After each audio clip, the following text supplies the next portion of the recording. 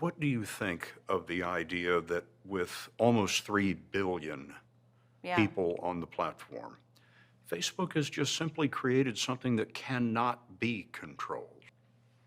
It is horrifying to me what Facebook is in other countries.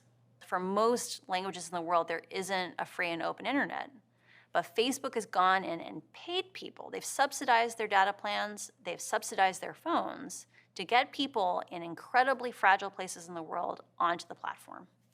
We had a joke inside of Civic Integrity that if you wanted to know what the next batch of at-risk countries was going to be, all you had to do was look 2 years in the past at what the Facebook connectivity countries were, and that's what they were going to be.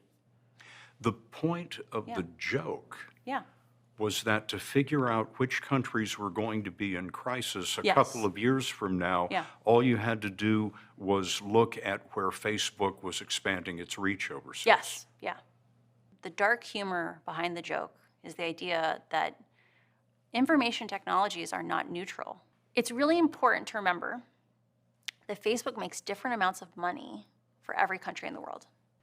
Every time Facebook expands to a new one of these linguistic areas, it costs just as much, if not more, to make the safety systems for that language as it did to make English or French, right? Because each new language costs more money, but there's fewer and fewer customers. And so the economics just doesn't make sense for Facebook to be safe in a lot of these parts of the world. The areas of civic disinformation that you were working on included what?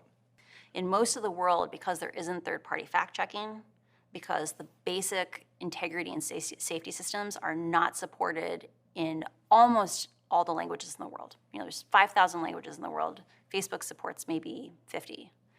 In other parts of the world, that misinformation is directly leading to people dying, right? You'll have incidences where in a village in Africa, someone will send in a picture of a massacre that is allegedly happening in the next village and say, grab your guns, come save your cousins. So what do you think happens when a bunch of people with guns shows up in the next village, right? It's really, really scary. And it's a force that I worry will destabilize societies.